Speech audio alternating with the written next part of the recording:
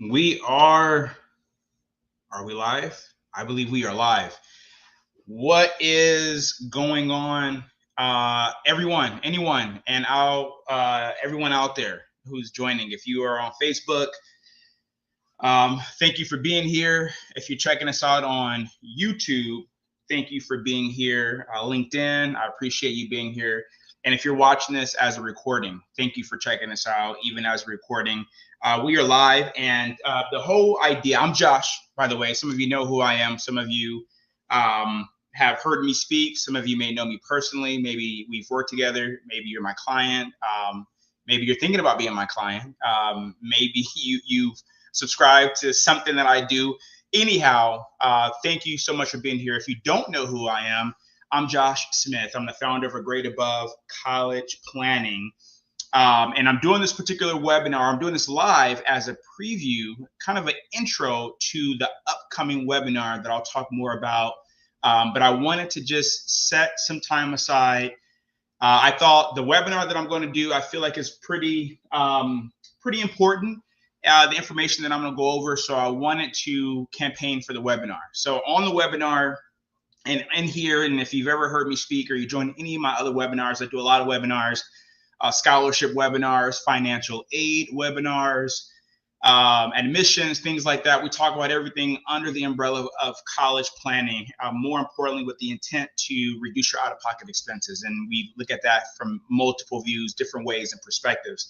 But on the webinars, the idea is to give you a lot of education, a lot of information. If you're a parent, the goal is to empower you, whether you decide to hire or work with someone like us, me, or anyone else out there, or you want to do things on your own. If you're a DIY family and you're just looking to gather some information, kudos to you.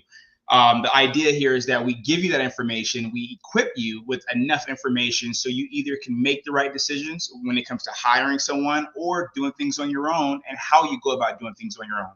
So with that being said, just wanted to let you know who I am. I've been doing this for a while. I'm a husband, father first, a college consultant second. When I say a while, a little over 10 years, and I represent a team of other counselors and advisors and consultants. And I would say together as a team, we've been doing this for probably right around 40, maybe 50 years, even though I look too young to be saying that, which you don't have to comment on that. But if you agree with me, I appreciate you. If you don't agree with me, I appreciate you for being here and still hearing me out. But anyhow, with that being said, today I am jumping into some things. I'm going to share my screen really quickly. I hope this doesn't come off as a rant, but I might rant a little bit, go on a little bit of a rampage. And why I say that is I know I tend to be long-winded. And the idea here, as I've been thinking about this is fairly new information, new content I'm going over. There's a lot of frustration built up. I would say within me regarding a lot of the changes that are taking place with our current administration. This is not a political thing, nothing like that. But a lot of these changes are inevitable. Over the last several years, me being college planning for me being a college planner or me college planning, I would say, for over a decade. There's a trend that we've noticed, and a lot of these changes, like I said, are inevitable. It doesn't matter what side of the fence you stand on from a political standpoint. It's not about that. But the point is if you're middle income, you're middle class, and you may not feel like you're rich, you may not feel like you have a lot of money, but it doesn't matter what you think, right, and what you feel like. What matters is the trends, the statistics, the things that are coming out that are revealing more and more that it's becoming more difficult, more challenging for middle income families. And I believe I'm in that demographic of people. It's becoming more difficult to afford higher education, quality higher education. A lot of times it makes more sense, depending on your situation, what your student wants to do, to go to a trade, go into a trade, or go to a community college. What was possible 15 or 20 years ago, it's not as attainable anymore. It's much more competitive, much more expensive. And you being a middle class individual, you're in the squeeze. You're right there where you don't make enough to write a check for any amount, or maybe you shouldn't, even if you can. but at the same time, you don't make, you're above that, you're not below that poverty line. You're above that poverty line where you're not getting the benefits of being, I would say less fortunate. So you're kind of penalized. It's like, wait a minute, we go to work every day, we set money aside, maybe if we had the ability to, and many people do not, but we're trying to be responsible. We pay our taxes, we pay our bills, our credit is, decent, things like, and we just got on our feet. Now they're telling us we got to pay 15, 20, 30, 40, $50,000 or more a year for our kid to go to this particular college or this university. Whether you have to do that for 4 years plus or maybe 2 years plus, depending on your route, it's still a bit of a challenge. So there's a lot of frustration. And so when I go off on a rant, or, the idea is that the message that I want you to have here from this particular, webinar, this live, and then a webinar that I do next week, is that no one's here to help you. No one is really here to help you.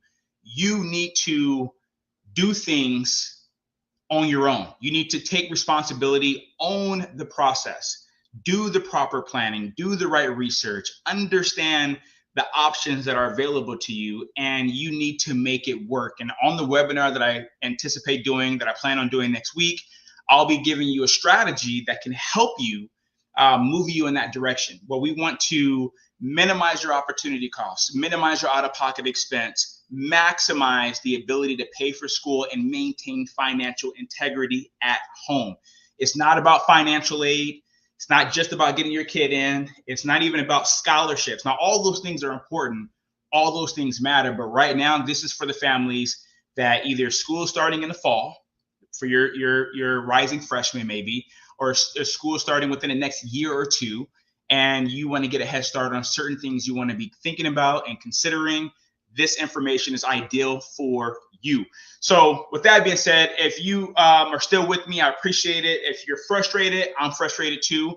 But the idea is that, and this is coming about, like I say, years and years in the making, sitting down with multiple families. And a lot of times, a lot of webinars you join, they talk about financial aid, right? Financial aid and scholarships are big things.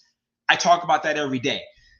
But I'll say when it comes to financial aid and scholarships, financial aid is important, but it only takes you so far. We can maximize aid potential, and I still encourage families to do that. But it only takes you so far. If the school doesn't have the money, you're not going to get it, right? That's just kind of what it boils down to. No matter how aid eligible you might appear to be. Scholarships, private scholarships, there's great ways and opportunities to get money for college. Scholarships is definitely one of them. There's certain strategies. There's a right way and a wrong way to go after scholarships. But one thing that you probably have learned, if you've already started down that route, it is pretty competitive. It does require time and consistency, energy, knowledge. And a lot of families, especially if you're working hard every day, right? You go to work, you get off, you pick up the kids, you make dinner, you do these sports, whatever that might be, you don't have the time always to commit to finding scholarships, to applying for those scholarships. It's just, so the strategies and the tactics that we're going to go over is really meant to kind of help, like say, hey, scholarships are optional. Financial aid is optional.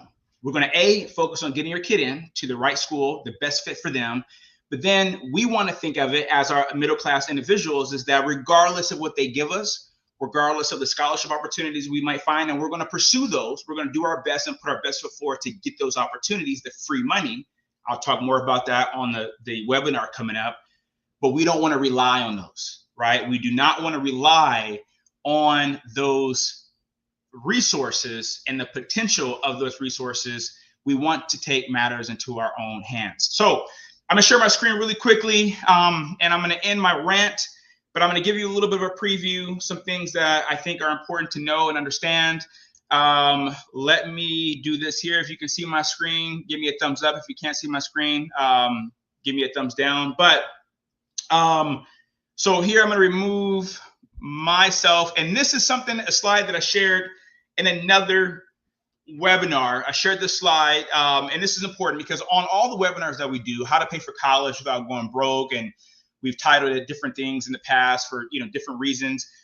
But these are the pillars that are always important. I'm not going to go into detail about these pillars, but the third pillar to the very far right, the fund the cost, the college funding pillar, that is the third pillar that I don't, and I apologize if you're part of that webinar. I did not spend a lot of time going into that particular pillar. So if you saw any social media posts recently, or you got an email from us recently, and I actually said that this is not like any other training or webinar that I've ever done. I'm actually going to go into tactics this particular webinar and talk more about that third pillar, the funding. We're going to talk a little bit about loans, a little bit about how to pay for school, the right way, the wrong way. Even what you thought was the right way to pay, I guarantee you is probably not the right way when it comes to keeping more of your hard-earned money in your account, going towards your future, your other children, or other things that you want to pay for. So I'm going to be talking about that in the upcoming webinar. We're not talking about financial aid. If you have a question about financial aid, you know how to get a hold of me. Most of you do. If you want to talk about admissions, you know how to get a hold of me. Most of you do. Scholarships, I got you covered. But this upcoming webinar, we're going to focus on that third pillar, the far right, how to fund college. As a part of that, and let me see here, I'm going to go right here. There we go. All right. So hopefully you can still see that screen, but I'm going to share that. I'm going to pull this up really quick. So as a part of that, what I'm going to do is the 3 essential philosophies. And I talked about this also in the webinar, and I'm going to pull it up here again, because for many of you here, you have to understand these 3 essentials, right? Colleges are businesses. I know you know that, but you really have to really think about that. Think about this whole process, regardless of how old your kid is, whether they're in high school, getting ready for college in the fall, or they are already in college and you're just looking for some ways to help reduce your out-of-pocket costs. You need to know that these schools are businesses. They are very, very successful businesses. And the product that they offer is a degree with their name on it, right? It's a degree with their name on it, and it means a lot. It goes far. It goes a long way. I'm not trying to discount that, but just set your emotions to the side and think about this and look at this through your business lens. Understand that. And also, we're going to talk a lot about this in a webinar coming up. How you pay is 10 times more important than how much you pay. How you pay is very, very crucial. So I'm going to share with you a strategy that will probably cut about 20 to 30, I would say right around 25% off of what you're expected to pay for college. And we're not talking about financial aid. I'm going to share with you a strategy that will reduce your out-of-pocket expenses, when it comes to school by at least 25%, maybe even more. I would say very conservatively about 25%. And if we want to be aggressive, it can be, I'm not going to put that number out there right now, but it could be a lot more than that. And usually in most cases it is. Okay, but minimum 25%. So think about that. If college costs $120,000, $150,000, $200,000 over 4 or 5 years, you save 25% of that. That's a lot of money that you keep in your pocket or in your account or in your investments or whatever that might be, that you can use in the future for other things. So stay with me. We're going to use a lot of math. We're going to talk a lot about strategy. So let me jump into a couple of things that I think are important to understand when it comes to you. And what we want to avoid as it pertains to school is the middle class trap. Okay. If you see any typos here, don't judge me. I'm not the best at spelling. I'm not even the best at reading. So, but if you can read, you got the information on the screen. But a couple of things I want to highlight here. When it comes to the expected family contribution, now we consider it the SAI. Middle class families, right, are sometimes, I don't know, penalized is a very tough word. Just by default, you're not really set up to win. If you make between $80,000 and $100,000 as a household, you might live in a very inexpensive town or city and you make $75,000, it goes a long way. There's a lot of us that live in maybe New York, maybe even Florida, California, Hawaii. If you make $100,000 a year, you're barely getting by. So everyone has a different set of circumstances. But the whole point here is if you make X amount of dollars and you've done things right, you got a decent job, you're setting some money aside, you're just trying to, I would say help your student, put them in the best situation possible. As I mentioned earlier, it's not easy to do. Okay, according to the National Center of Education Statistics, NCES, only 28% of students from middle income families receive Pell Grants. But many people actually should, more people should be able to qualify. So again, no one's here to help you. The colleges are not there to really help you, right? The government is not there to really help you. You need to help yourself, and you're doing just that by being here or watching this recording. So misleading net price and merit aid gaps. Okay, so a lot of colleges, a lot of people look at the net price calculator on different colleges, different sites, things like that. But it's merit aid is so unpredictable because you don't know who else is competing for that same that position or that spot at that university. We today, my family and I, we did a college tour, and a pretty selective university. So I'm looking around, and those are all the kids that are my students competing with. All of them are going to have good grades. All of them are going to have something unique to offer. They just got to make sure they tell the right story, right? They got to make sure they present the right them as it pertains to that particular university. But the point is, you don't know what to expect in most situations, and you don't know the algorithms as far as, you know, what's going to be important this year compared to last year. You don't know, right? The average discount rate for private colleges is now about 56%, yet many middle income families don't benefit equally because they don't know how to optimize their students' list. So this is more of an admissions thing, but this is the whole point by these bullet points here is just to kind of help highlight the struggle, the challenge that many middle income families are facing. So jumping ahead, and then I have one towards the end that I think is pretty important, and I'm going to talk more about. Families are taking out a ridiculous amount of loans or debt, and I know many of you here want to avoid that. I'm going to tell you how to use loans to your advantage. Loans can be your best friend if you need them, but it's all about the strategy. Remember, how you pay is more important than how much you pay. So just stay with me on that. We're going to use a lot of math, right? But enough math to where we all can follow. I'm not going to start putting things in parentheses and things, you know, not doing anything crazy. No advanced math, but just basic math that's going to help you understand the possibilities, the options that might be available to you. So plus loans, this is a huge deal with our new big, beautiful bill, right? Or tax bill, right? There you go. So there's a lot of rules that are changing as it pertains to student loans. There's student loan reform, and that's a good thing. That is a good thing. We do not want to take loans out blindly and just say, hey, this is what we need, let's do it. But it's also going to make it harder, again, for those of us that are in a middle income tax bracket, middle income lifestyle to afford college. Strategy is super, super important, right? We need to have a strategy. We need to have an option. And I'm here to say, again, on this slide, I mentioned it a little earlier, I'll mention it again multiple times, that for the right family, you do not have to worry about financial aid. You're not going to have to worry about finding and hustling and grinding for private scholarships. I'm going to show you how you can make all of this work for your student and your family, your pocketbook in general. Okay, so jump into the next thing here when it comes to, okay, this is a big deal. Colleges are incentivizing, right? And I noticed this a few years ago. I think I did a video on this maybe 5 or 6 years ago on YouTube, something like that.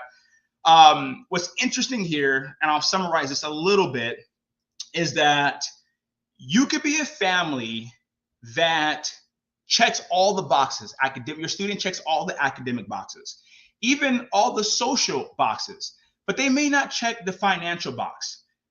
This, in certain situations, is becoming more, I will say, evident and more prominent in certain, with certain colleges, where colleges want students that are less financial aid dependent.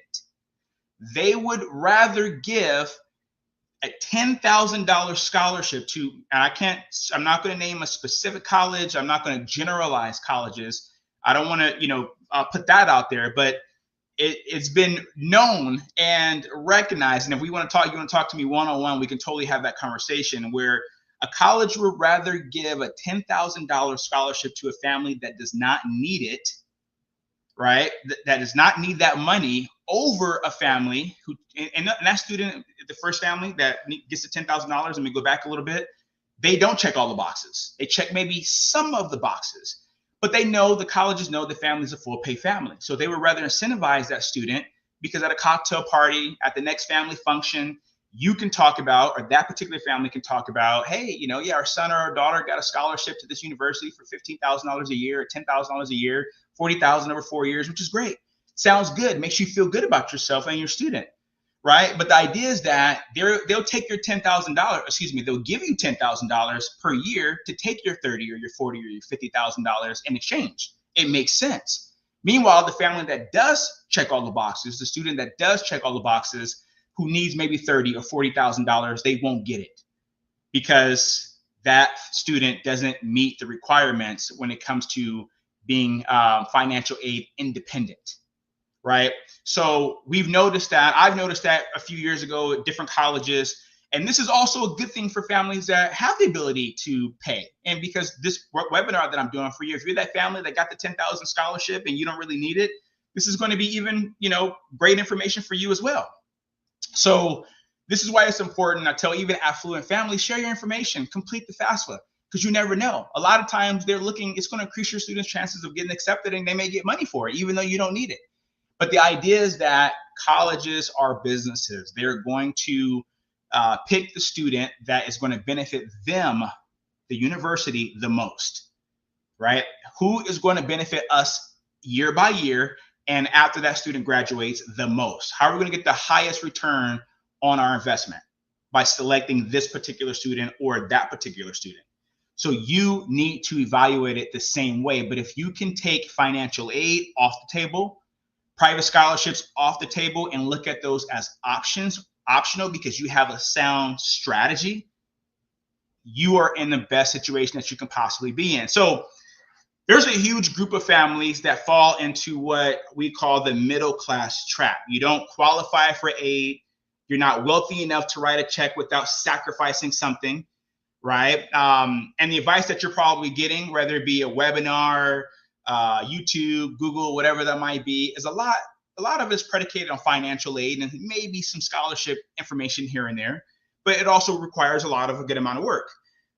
So usually what you're faced with is either pay out of pocket, right? I'm going to pay, yeah, I got a little bit of savings. We're going to use that. I'm going to use maybe my income, because I make a good, amount of money per year. I can cash flow this thing, or we're going to borrow the money, right? And I'm here to say, if you're going to do any of those three, pay from your savings, pay from your cash flow, or borrow, you definitely need to be on the webinar that we're doing next week. It is for you. Now, if you're a family and you do qualify for the Pell Grant, and you do qualify for a lot of the need-based help, and you're able to get your student into some of these more selective colleges, this webinar and information may not be as beneficial for you. But for the family that is looking at income, cash, you have multiple children, you have other financial priorities, your lifestyle, your future retirement, whatever that might be, and you're looking at using your savings, your income, taking a little bit from an old 401k or retirement account, and just trying to duct tape and make all ends meet, this information will be for you. You definitely want to be a part of that particular webinar.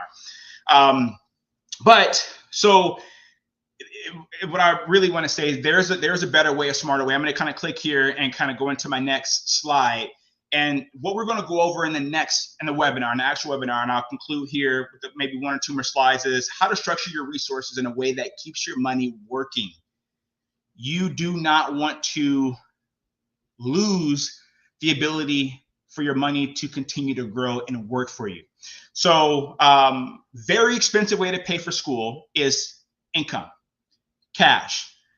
A lot of people think that is the best way to pay. I want to avoid these loans. I want to avoid whatever. So I'm going to use my cash. Did you know if you pay, let's say let's call it 120,000, about 30,000 a year, over 4 years, you pay 120 grand for a 4-year degree, it will cost you more like $250,000 or more in the future in your retirement. So you paid 120, but it costs you about 100,000 or so more than what you paid. Think about that for a second. It could be the most expensive way to pay. A lot of families don't think about that. And this is one of the biggest financial mistakes families make. If you use your income, you use your cash flow, you use your savings, it can cost you a lot more than the price you see or the price you think you might be paying. We want to avoid that because every dollar you have in your account, it's a dollar worth keeping if you can. And a lot of this information is practical. You can totally implement it. And if you ever want to talk about it one-on-one, it's completely free. But we're going to go into the math. How to avoid the biggest mistake. There you go. And then how to protect your retirement while still giving your student the opportunities they deserve. We don't say it's either or. It's not either you send your kid to college or you save for your retirement or the other, whatever. Maybe it's not retirement. Maybe it's something else. You can do both. You can do it all. You have to understand your options, and the strategy is what saves you. Not the scholarship, not the loans, it's the strategy. So, and how to plan with flexibility, right? You have multiple kids, maybe unexpected needs, just a stronger financial foundation.